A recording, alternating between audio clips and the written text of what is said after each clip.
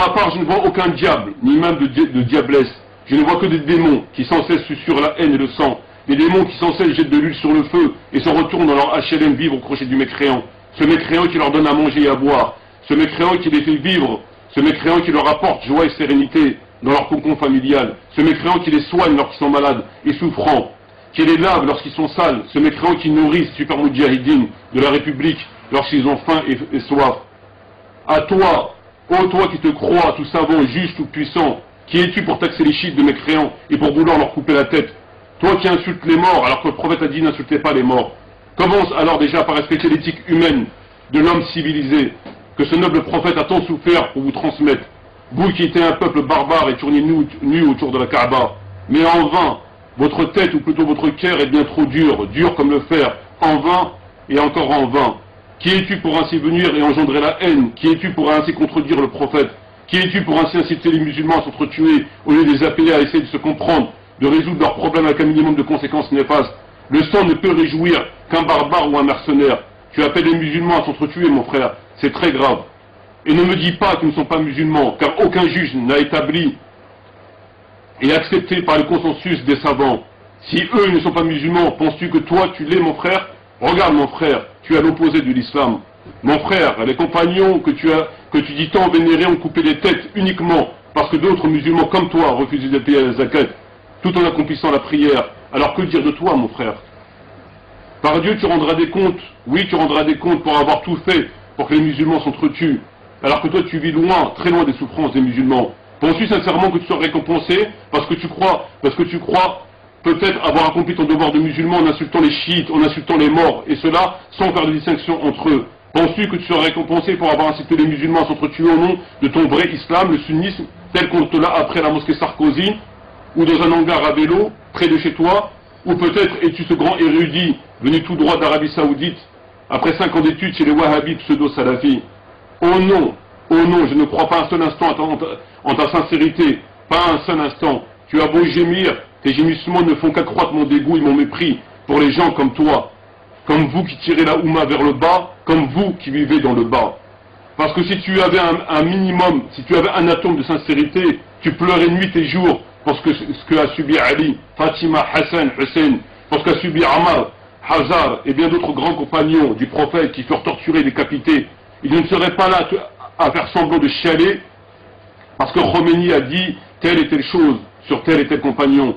Quelles sont alors ces larmes? Elles coulent selon le nombre de clics ou sont les larmes de la foi et de la sincérité? En fait, tu pleures comme tu lis. Parce que si tu avais lu correctement et les bons livres, tu aurais pleuré autrement. Mais quand tu lis que les mauvais livres, alors voilà le résultat affligeant et pitoyable. Oui, tu pleures comme tu lis. On ne t'a jamais appris qu'il existait d'autres victimes d'insultes et de massacres. Alors, comment pleurer sur eux, comment pleurer sur elles? Alors, si tu es sincère, viens mon frère. Venons tous, et d'une seule voix, d'une seule et même voix, disons, ô chiites, arrêtez d'insulter nos frères et nos maîtres.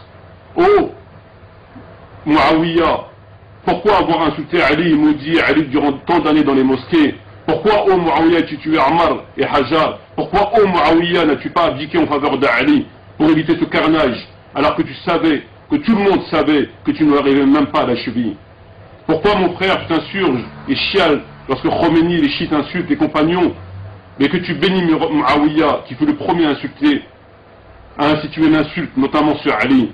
Où est donc la logique? Où est donc la sincérité? Où est donc la justice? Alors, ou bien tu es un ignorant, dans ce cas je t'invite à lire, ou bien tu détestes la famille du prophète et te réjouis qu'elle pu massacrer et injurier. En tout état de cause, il y a un truc qui n'est pas clair. Al-Mourira, gouverneur de Koufa, avait laissé faire, comme il était un des grands compagnons. Mais lorsque Koufa était annexé à Bassora, Hazar s'est directement opposé à Ziyad, le nouveau gouverneur de Muawiyah. Ce dernier insultait Ali, et Hazar en réponse insultait Muawiyah. Un jour, Ziyad a perdu patience. Alors il a arrêté Hazar avec 12 de ses hommes, et les a envoyés à Muawiyah avec une lettre d'accusation. Il insulte le calife publiquement. Il incite les gens à se rebeller contre lui et à les combattre. Il prétend même que le califat n'est légitime que pour Ali, ibn Abi Talib. Il dit que Ali avait raison et qu'il était innocent de l'assassinat d'Uthman. Muawiyah a donc ordonné leur exécution. Et avant de les exécuter, les gardes leur dirent: nous avons reçu l'ordre de vous inviter à insulter Ali. Si vous le faites, nous vous laisserons vivre. Sinon, nous allons vous tuer. Hajar et ses hommes répondirent: jamais. nous le ferons. Et Hajar ajouta, je ne ferai jamais quelque chose qui fâche Dieu. Alors, il a été tué avec 7 de ses amis. Muawiyah envoya un des autres, Abdullah ibn Hassan à Ziyad. Il lui dit, donne-lui une des morts les plus horribles. Ziyad l'enterra vivant. Ces événements ont secoué les esprits des musulmans entiers de tous les pays. Abdullah ibn Omar était très touché comme Aïcha, radiallahu anhum. Celle-ci a écrit à Muawiyah pour lui interdire un tel acte. Mais après, il est venu la voir et elle lui dit, ô Muawiyah, tu n'as pas craint Dieu en tuant Hajar et ses compagnons. Muawiyah a aussi inventé une règle et a obligé les autres à la suivre. Il a ordonné à tous ses gouverneurs, à tous ses imams et toutes les mosquées de l'État qu'Ali soit insulté, maudit lors des appels à la prière. Cet ordre était généralisé et s'imposait à tout le monde. Or, Ali était le cousin du prophète et l'un des hommes les plus proches de lui et un des hommes que le prophète aimait le plus. Mais à la mosquée du prophète, Ali fut insulté de façon à ce que sa famille et ses proches entendaient 5 fois par jour les insultes.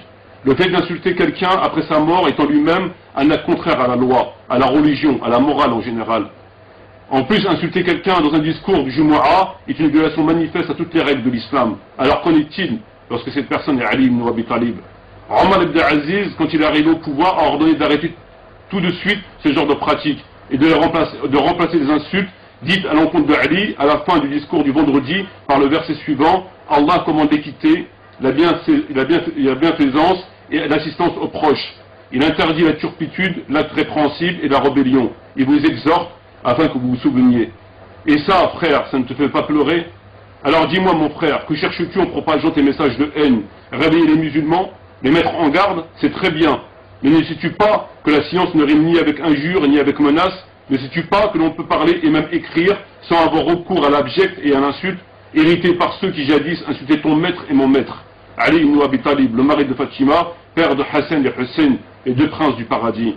Tu veux le bien de la Oumma, et c'est pour ça que tu pleures. Mais pourquoi, si tu veux le bien de la Oumma, tu ne leur dis pas qu'ils sont à l'opposé de l'islam, et qu'ils continuent dans cette voie, et risquent de le regretter? En effet, les musulmans de France ne sont-ils pas à l'opposé de leur religion, mon frère?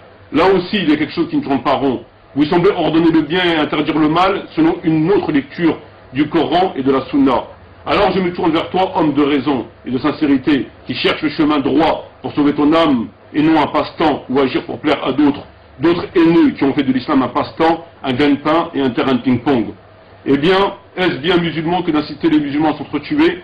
Ah, j'oubliais, les chiites ne sont pas musulmans, les chiites insultent les compagnons, les chiites prient sur les tombes, les chiites font le mariage temporaire, ils ne sont pas musulmans, ce sont des mouchriks, puants, des sales chiens de l'enfer, Khomeini et le diable. Alors tu vas me dire que leur sang est licite et que tu ne fais que ton devoir de bon musulman en les insultant. Mais dis-moi, frère, toi qui n'as jamais ouvert un livre de ta vie, mais dis-moi, frère, toi qui vis au crochet des mécréants, mais dis-moi, frère, toi qui vis d'allocation familiale, mais dis-moi, frère, toi qui n'as jamais agi en quoi que ce soit pour aider tes frères et tes sœurs, mais dis-moi, frère, toi qui vis sous les lois mécréantes sans que cela ne te fasse ni chaud ni froid, mais dis-moi, frère, toi qui vis de crédit et paye tes impôts, mais dis-moi, frère, toi qui n'as jamais payé 1 euro de zakat, mais dis-moi, frère, toi qui n'as jamais envoyé 1 euro à tes frères emprisonnés en France, en Belgique et ailleurs, mais dis-moi, frère, toi qui n'as fait qu'une partie du livre et laisse l'autre partie, quel jugement dois-je porter sur toi? Prétentieusement parlant, tu es le plus grand, le plus beau, le plus fort des musulmans. Légalement parlant, tu n'es pas musulman, mon frère.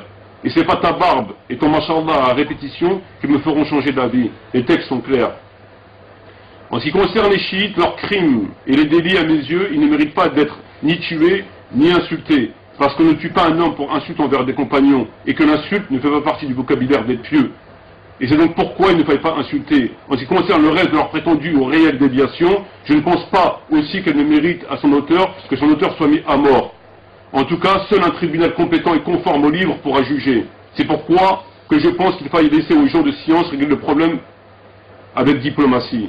Je n'empêche personne de dénoncer le mensonge et l'erreur, et cela qu'advienne de qui que ce soit. Néanmoins, cela doit se faire dans les règles et la morale, et non comme vous le faites sans cesse, c'est-à-dire en insultant et en menaçant.